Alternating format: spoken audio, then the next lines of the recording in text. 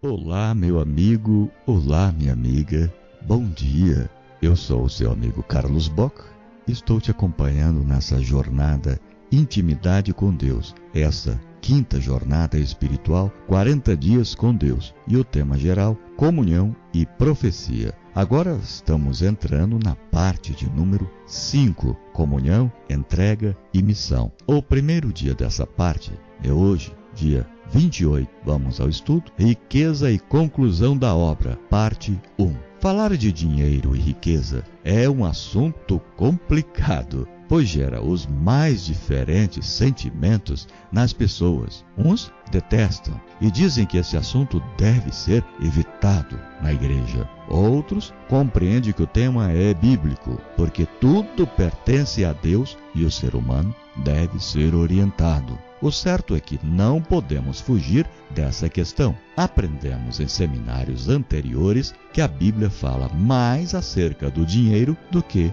de oração. Por trás dessa verdade está o fato de que Deus usa e usará os recursos dos crentes batizados diariamente com o Espírito e até dos descrentes para a finalização da obra. O dinheiro poderá, em grande medida, ser um instrumento de salvação ou de perdição. Muitos deixarão de entrar no reino de Deus por causa da riqueza, enquanto outros, por meio dela, possibilitarão a pregação do Evangelho e milhares entrarão no reino de Deus. Mais do que no passado, esse assunto agora é crucial. Na fase final do grande conflito, cada parte envolvida está influenciando diretamente os seus aliados para o uso da riqueza e do dinheiro para o bem ou para o mal. Pare e pense, porque o uso dos recursos para prazeres da carne não tem limite, enquanto para o cumprimento da obra parece tão pouco e limitado nesses momentos decisivos. O que os ricos especialmente deveriam fazer? Como lidar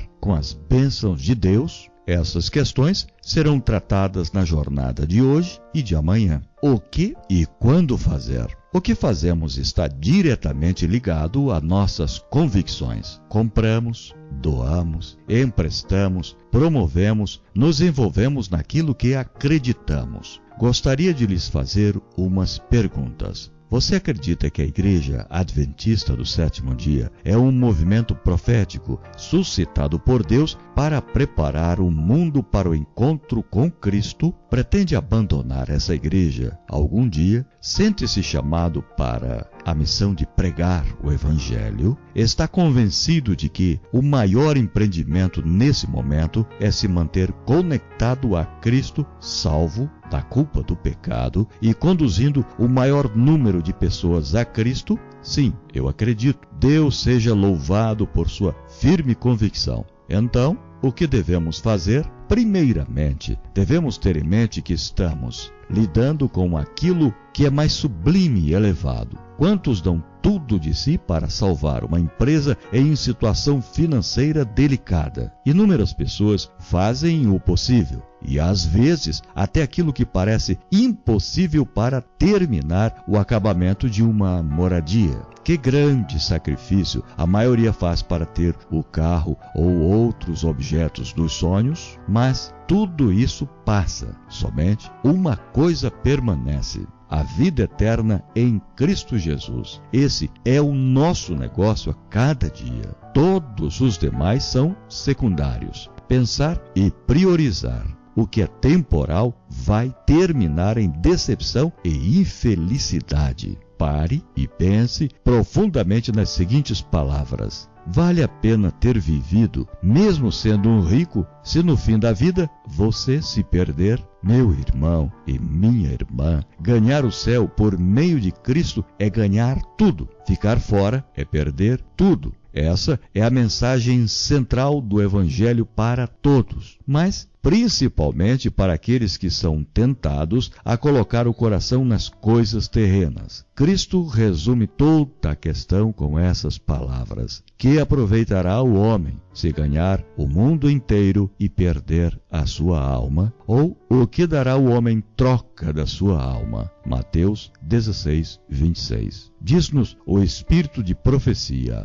o egoísmo tem penetrado e se tem apoderado do que pertence a Deus. Isso é cobiça, que é idolatria. Os homens monopolizam o que Deus lhes emprestou, como se isso fosse propriedade sua, para delas fazerem o que lhes aprouver. Quando seu poder de angariar riquezas é satisfeito, pensam que suas posses os tornam valiosos à vista de Deus. Isso é uma cilada, um engano de Satanás. Que vale a pompa e a ostentação exteriores que ganham os homens e as mulheres com o orgulho e a condescendência própria? Que aproveita o homem ganhar o mundo inteiro e perder a sua alma? Ou que dará o homem em recompensa da sua alma? Mateus 16, 26. O tesouro terreno é transitório. Somente por Cristo poderemos obter riquezas eternas. A riqueza que Ele dá está acima de toda avaliação. Tendo achado a Deus, sois sumariamente ricos na contemplação do seu tesouro. As coisas que o olho não viu e o ouvido não ouviu e não subiram ao coração do homem, são as que Deus preparou para os que o amam. 1 Coríntios, capítulo 2, verso 9. Conselho sobre mordomia, página 84. Está preocupado? Sim, quem não ficaria? Um dia, um jovem rico que se julgava espiritualmente bem, deu um adeus a Cristo quando ele tocou no assunto da riqueza e, infelizmente, muitos têm seguido o mesmo caminho. É incrível como a Bíblia está cheia de exemplo de pessoas que caíram nessa armadilha. Lembra-se dos casos do primeiro seminário de enriquecimento espiritual, quando tratamos de Acã, Judas e Ananias e Safira? Quando o amor ao dinheiro está acima do amor a Deus, as pessoas parecem perder o sentido de tudo o que é sagrado, de si mesmo e das pessoas que lhe cercam. Ficam surdas, cegas, mudas e parecem agir sem discernimento como uma pessoa embriagada. Tudo vem de Deus e o que vem dele deveria ser usado para fazer crescer o reino do céu. O desejável e correto não seria usar os recursos de Deus, que Deus nos dá também em tarefas sagradas? Por que essa inversão de valores? Muitos devem repensar essa forma secular de usar o que é sagrado, somente em maior parte nas coisas deste mundo. Quantas histórias temos escutado acerca de pessoas ricas que rejeitaram intencionalmente a Cristo? Mesmo dentro da igreja, presenciamos inúmeras situações nas quais as pessoas se apegam às suas posses, perdem o espírito da generosidade e várias abandonam a Cristo. E o mais triste é que, quando enveredam por esse caminho, dificilmente conseguem voltar. Ficam enfeitiçadas com a falsa ilusão da riqueza. Quanto mais as pessoas têm, mais querem ter, mesmo que para isso tenham que sacrificar no altar do Deus Mamon os mais valiosos tesouros: comunhão com Deus na primeira hora de cada dia, família, honestidade, relacionamentos, missão, etc.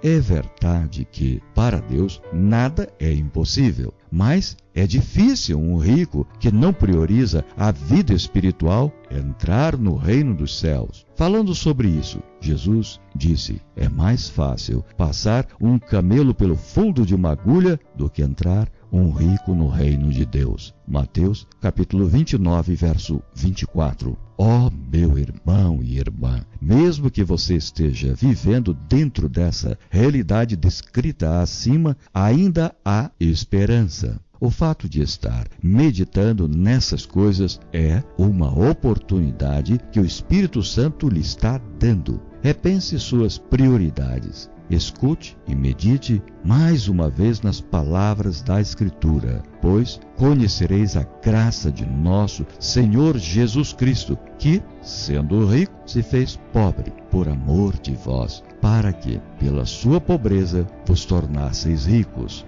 2 Coríntios, capítulo 8, verso 9. O testemunho do apóstolo Paulo é outro notável exemplo de alguém que soube priorizar aquilo que de fato tem valor. No fim de tudo, ele disse: mas o que para mim era lucro, isso considerei perda por causa de Cristo. Sim, deveras, considero tudo como perda, por causa da sublimidade do conhecimento de Cristo, meu Senhor, por amor do qual perdi todas as coisas e as considero como refúgio para ganhar a Cristo. Filipenses, capítulo 3, verso 7 e 8. É impressionante a dedicação e a entrega desse servo de Deus à causa. Ele afirmou: fiz-me fraco para com os fracos, a fim de ganhar os fracos. Fiz-me tudo com todos, a fim de, por todos os modos, salvar alguns. Tudo faço por causa do Evangelho, com o fim de me tornar cooperador com ele. 1 Coríntios capítulo 9, verso 22 e 23. Esse exemplo de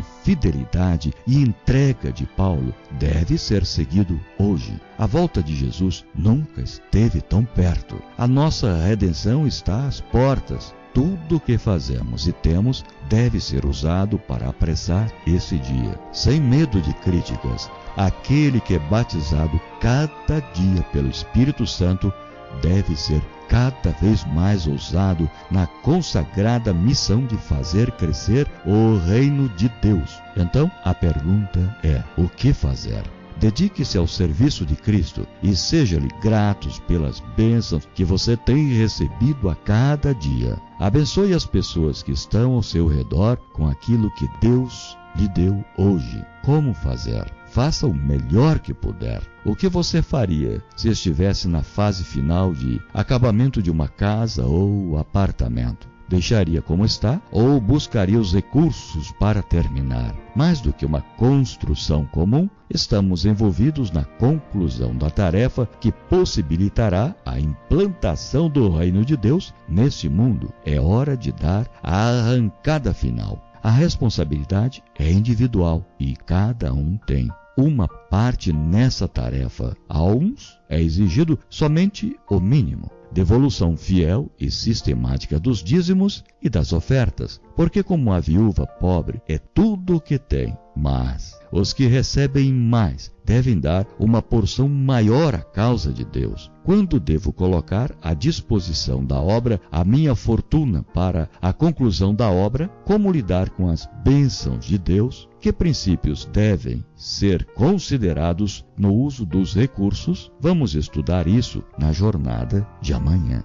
Guarde em seu coração fantasmas versus realidade. Muitos pensam em encontrar segurança nas riquezas, mas Cristo procura remover-lhes dos olhos o argueiro que lhes empana a visão, habilitando-os a ser, assim, a ver o inexcedível e eterno peso de glória. Eles confundem fantasmas com realidades e perdem de vista as glórias do mundo eterno. Cristo os convida a estender o olhar para além do presente e acrescentar eternidade à sua visão. Filhos e filhas de Deus, meditação matinal do ano de 1956, página 247. Amanhã estaremos no 29º dia e a conclusão dessa parte, riqueza e conclusão da obra, parte 2. Eu te espero amanhã. Até lá, um abraço.